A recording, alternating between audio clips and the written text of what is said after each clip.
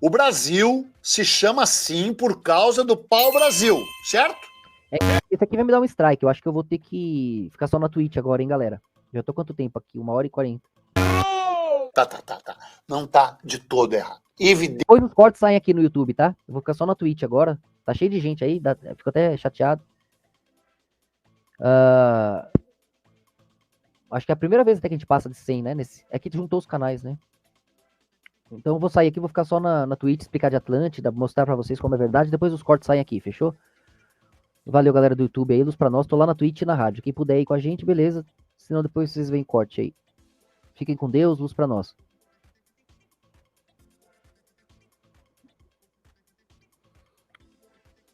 Bom, tamo aqui na Twitch, vamos lá, que senão toma um strikeão ali. Os caras ele tenta ser legal, mas talvez ele seja chato, não sei que ele vai. Evidentemente, há uma conexão entre o nome do país e o nome do pau que nos tornou brasileiros, né? Literalmente. Mas, Brasil, que aliás é com Z. É uma palavra... Caralho, agora caiu muito. A maioria tava no YouTube. Muita gente tava no YouTube. Depois vocês postam o corte lá, por favor, hein? Tudo que der, a maior parte. Ressonante, mágica, misteriosa. Há mais de 20 explicações para o étimo, embora algumas delas com certeza sejam bem delirantes. Mas tem uma que não é um delírio. Pelo menos não é um delírio semanticamente, porque é uma viagem. Uma viagem sagrada e sublime. Uma viagem à ilha de Hy-Brasil, que você vai conhecer agora, singrando. Até a Yggdrasil, Hy-Brasil. Até o nome. Então era uma ilha que para eles estava no meio do nada, aparecia e sumia. Dependia de quem ia lá, se a pessoa não fosse pura, a ilha sumia na neblina. Olha o quântico. É igual o Oasis, né? Igual a miragem que a gente explicou para membro esses dias. Vai plasmando, dependendo de quem é, desplasma. Então Portugal estava nessa missão. A gente vai ver historicamente isso agora. Coloquem os cortes completos no YouTube, por favor. As águas simultaneamente turbulentas e plácidas. Se você dá desmonetizar um corte, é menos mal, né? Do que a live toda. Curvas e límpidas do meu, do seu, do nosso canal Buenas Ideias. Legal, veio quase todo mundo pra cá, hein? Quer dizer, metade. Mas já tem bastante, valeu. Vem percorrer mares nunca dantes navegados.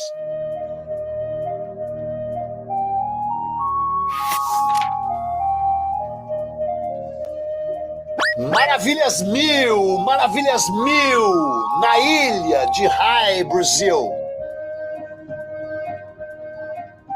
Hy-Brasil, ou Ilha do Brasil, ou Ilha de São Brandão, ou ainda Brasil de São Brandão, era uma ilha que povoava a imaginação e a cartografia europeias desde o alvorecer do século IX. De acordo com as tradições, Hy-Brasil era uma das tantas ilhas ressonantes de sinos sob o velho mar, e elas coalhavam as lonjuras misteriosas e desconhecidas do mar tenebroso, como era, você sabe, chamado o Oceano Atlântico. Mas essa, em particular, era especialmente enigmática, pois se tratava de uma ilha paradisíaca, sublime e abençoada, uma ilha prometida. E, além de tudo, era também uma ilha movediça, que maliciosamente sumia no horizonte esfumado sempre que os nautas, ou pelo menos os... Tá vendo? Isso é histórico. Vários relatos de pessoas importantes que iam passar vergonha, entendeu? Então o que a gente conta dessa questão das miragens, da observação comum, é um fato científico. Hoje a ciência explica com os átomos. Na época não, mas estava registrado. Os impuros, ou seja, todos, né, se aproximavam dela. Hy-Brasil foi o cenário, foi o palco, foi a locação da lenda celta Peregrinatio Sancti Brandani, escrita em latim no século IX, mas oriunda de tradições muito mais antigas, do século III, do século IV. O Brandão era um místico pastor de almas, né, não de cabras, que perambulava lá pela Irlanda, onde ele nasceu no ano de 460.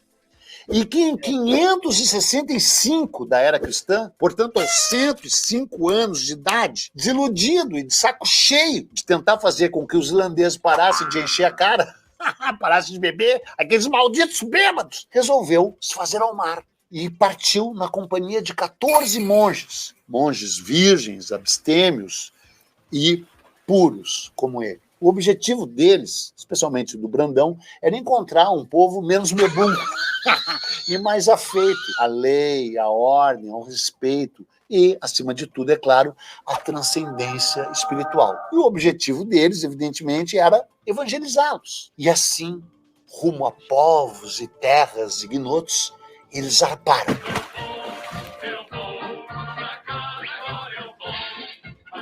E depois de turbulências mil, que eu não vou contar aqui, mas que deixariam no chinelo a Ilíada, a Odisseia, os Lusíadas e a novela Pantanal juntos, eles acabaram chegando aonde? Na fabulosa High Brazil, com os seus sinos ressonantes, com suas cachoeiras de águas puras, com suas matas frondosas, com suas praias de areias faiscantes. Um paraíso terrestre, habitado por um povo manso e pacífico, em plena idade da inocência, antes da queda. E o Brandão viveu lá até os 181 anos de idade. E tanta gente acreditava nessa história que desde 1350, a pelo menos até o ano de 1721, o nome High Brazil podia ser encontrado em... Então, eles estavam reencontrando aquele momento, dando a volta na espiral do tempo, né? O centro ali vindo daquela parte lógica, né? Reencontrando o abstrato em Atlântida, que ia chegar naquele ponto zero, que trocou o Éden, né? Daquele meio que virou lógica, o Éden vai sendo jogado para o abstrato. Quando chegou nesse abstrato de novo de Atlântida, você tinha o quê? Pessoas parecidas com Adão e Eva, né? Naquele momento ali e da inocência. E o que eles fizeram? Expandiram, encontraram quem? Kukulkan, Quetzalcoatl, a serpente alada. Essa serpente apresentou o outro lado para eles e falou que voltaria. Então ela levou um pouco daqui e trouxe um pouco de lá. Quando os europeus chegaram, eles lembraram do que Satanás falou. Lúcifer já tinha comentado, falou, são eles vindo, são os deuses voltando, o Quetzalcoatl. E não atacaram. Tentaram ser amigos, serviram, porque eram parecidos com o Quetzalcoatl. Então isso tudo é histórico, tá? É que o pessoal atropela. Muitos mapas feitos na Europa. Imagina, tinha um Adão aqui nesse ponto zero, conectado com a serpente, que apresentou o outro lado da vida. Entendeu? O avesso da história. E o novo mundo vindo pra cá e blá blá blá. E depois o contrário de novo. Nunca para, né? E aquele Éden de lá não afundou? E Atlântida não veio de baixo? Essa floresta úmida da Amazônia agora de novo?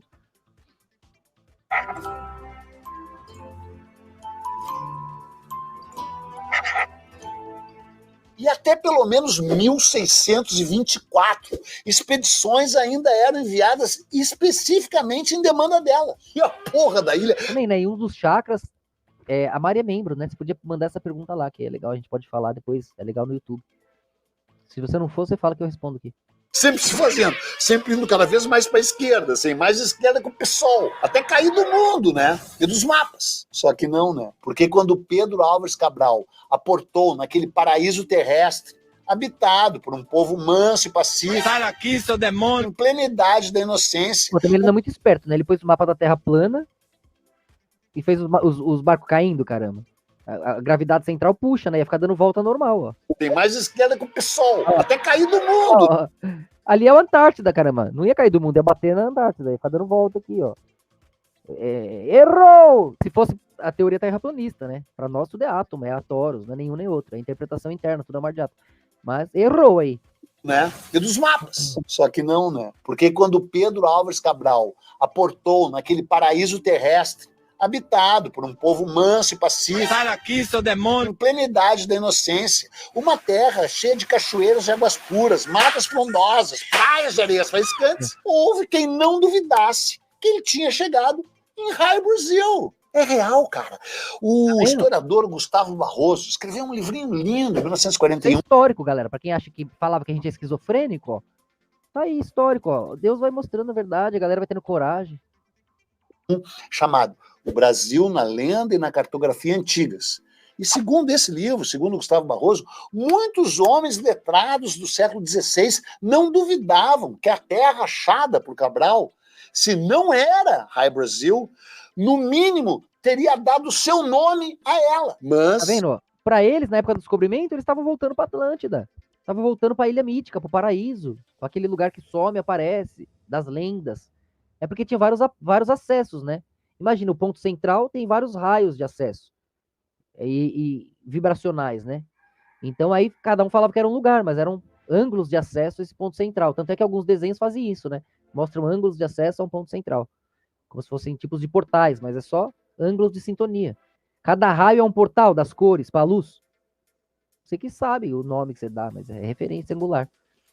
O próprio Barroso disse: acabou prevalecendo a opinião do vulgo, já que eram simples marinheiros e traficantes aqueles que se decidiram a explorar o rubro veio, que entraria para a história com o nome de pau-brasil.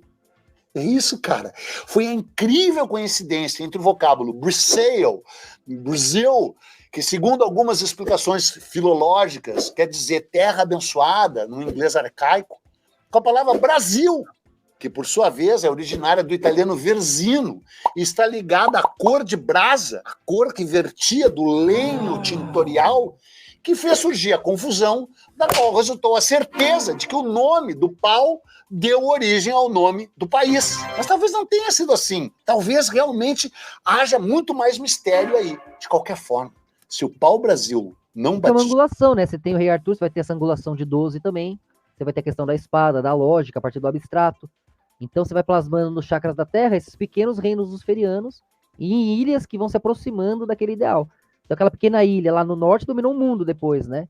Abocanhou o mundo, desdobrou também, de certa forma, a parte teatral do que seria a Nova Atlântida, né? Então você vai ter a América do Norte lá em cima, você vai ter a América como um todo, que vem após essa conexão que o desdobramento daquela pequena ilha permitiu, né? Então você vai entendendo que as cores têm uma história parecida com a história da luz. É a mesma história, mas acrescentando a espiral do momento posterior. Então você vai acrescentando, você vai conseguindo olhar de cima, até chegar no quântico que une o primeiro e o último. Então somos todos e nenhum. Então você está num ponto onde daqui de cima você vai acessar qualquer um. No mar de átomos é um XY. Deixa eu viver aquela experiência cognitiva, deixa eu viver aquela experiência, deixa eu viver aquela, né? Eu tô até jogando aquele Cyberpunk lá que mostra bastante isso, que é até impressionado como a galera entende, mas é cheio de bug, o jogo dá umas raivas às vezes. Mas o pessoal já tá entendendo isso, talvez com expansão LSD e tal, experiências tecnológicas, mas o mergulho na consciência já é algo concebível para a ciência. Então, e tudo é isso, né? Se tirou a sua consciência, não tem sólido, líquido, gasoso, não tem nada. O que mantém a consciência comum é a nossa coesão, né? De observação. Por isso que o sonho de ninguém abocanha os demais. Mas é uma angulação referencial dessa mesma história. Em qualquer mitologia, em qualquer chakra da Terra, você vai ter uma angulação de 7/12 ao redor de um ponto comum, de um rei, e um desdobramento do paraíso em relação ao inferno. Essas opções de reino ideal e de rei ideal se reúnem em 3 ângulos extremos, que são os 3 reis, né, que faz as 3 Marias, os 3, que seriam as mães do rei, né, o lado feminino. Só em Portugal e no Brasil fica 3 Marias, no resto é 3 reis, as 3 pirâmides são alinhadas com elas, né? 3 formas, vermelho, azul e violeta, angulados numa linha. Vai ter Sírios, vai estar apontando um lado Sírios, a unidade. Essa unidade olhando do meio, 3 para cima, 3 para baixo, dá 7, Pleiades pro outro lado. Então você tem essa angulação. Eu explico tudo isso no livro, é complexo, né? Assim, falar do nada, né? Não é complexo, é simples, mas se você não tiver os pacotes, fica difícil. O livro explica melhor. Mas essa reunião de perspectivas é o mesmo momento. Como toda cor é a mesma luz. Mas não muda o timbre de cada passo.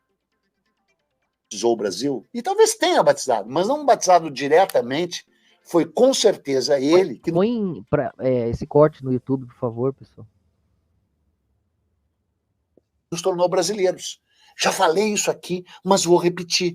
Porque se as regras... Você curte o trampo dele? Ele é escritor também. É ele? Qual que é? O Gustavo Arroz é aquele... Cara, quem que fala disso aí? Eu falo no livro, não é? De alguma coisa semelhante? Qual que foi aquele autor? Não é dele, tem um autor que fala umas verdades, velho. Clareia a memória aí. E tem alguma coisa a ver. Deu bad, né? Deu ruim pra caramba. Também você vai falar a verdade hoje em dia. Regras gramaticais tivessem sido corretamente aplicadas, nós seríamos brasilienses, como somos em inglês, Brazilians, como somos em francês. O ponto geral da Taurus, binariamente, seria o ponto lá de Israel, Mesopotâmia, Egito, ali, aquele centro ali, binário, né? Aí você vai expandindo, né? Vai angulando. Você tem o outro lado daquilo ali, se você pegar pela Terra linear binária ali, que aparenta mais a Terra plana, para você poder. Até que o globo, quando a ciência vai estudar, coloca do jeito plano. Até o mapa da ONU faz assim, né? Aí você vai ver que tá uma do outro lado da outra, né? Então, na verdade, é a angulação referencial em relação à jornada terrena. Então, não é o Brasil em si, é o momento ali, né? Que era Atlântida, aquele ângulo referencial, né? Mas a experiência, né? Cognitiva em relação à jornada. Mas é claro que a gente vai dando a volta nisso. Senão chega muito rápido no mesmo eco, dá desespero, né? Então a gente vai reciclando as experiências e experimentando, temperando. Conforme Deus se movimenta, a tonalidade do degradê também se altera um pouquinho, sem mudar a consistência do tom. Compreende? Compreende que eu posso movimentar a escala sem perder a referência? Quem é músico vai entender isso. O contraste vai ser... Se eu desafinar o violão inteiro igual, vai parecer que tá afinado. Entendeu? Então quem define a afinação é a observação central de Deus, a forma como ele se movimenta. Resilient, porque eiro é um sufixo que indica uma profissão. Ferreiro, sapateiro, ou para ficar nessa área aí. Exato, é. É esse o nome, até esqueci. Valeu.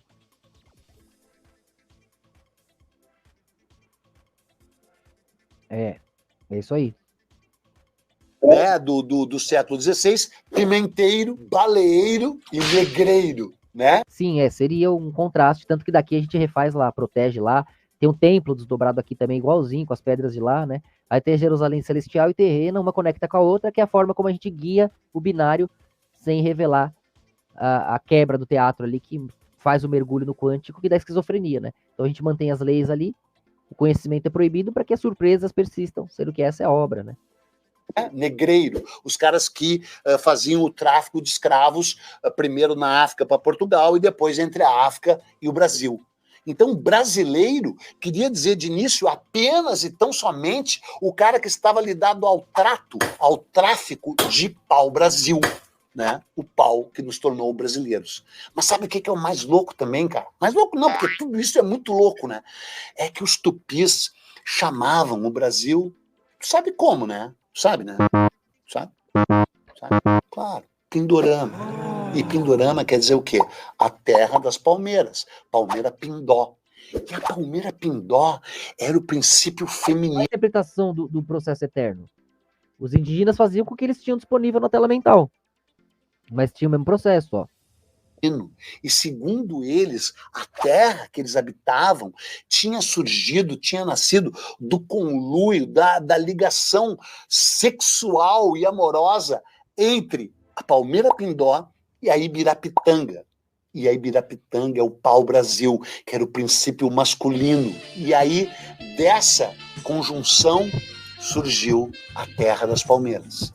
É uma história linda, é uma história transcendente, é uma história mágica, e que todos nós deveríamos conhecer, até para saber que algum dia, em alguma época, o Brasil foi o paraíso terrestre. Tchau. Foi, e será. Porra, bicho.